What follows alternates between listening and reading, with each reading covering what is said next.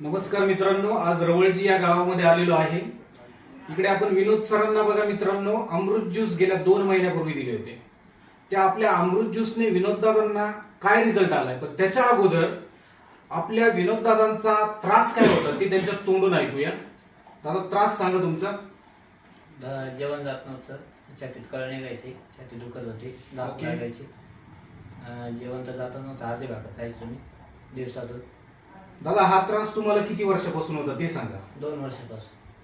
बघा मित्रांनो, गेल्या 2 वर्षापासून दादांनाही माहित नव्हतं. त्यांना जी धाप लागायची, जो दम लागायचा, छातीमध्ये दुखायचं आणि श्वास घ्यायला जो त्रास व्हायचा, मित्रांनो हा प्रॉब्लेम कोणता आहे माहिती का तुम्हाला?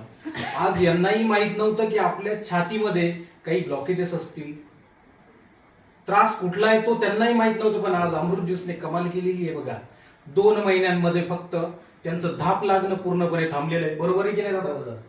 त्यांचं जेवण, जी अर्धी भाकर गेल्या 2 वर्षापासून खात होते, आज जेवण वाढले. जेवण वाढले. जो श्वास घ्यायला त्यांना त्रास व्हायचा, धाप लागायची, तो पूर्णपणे कमी झालाय.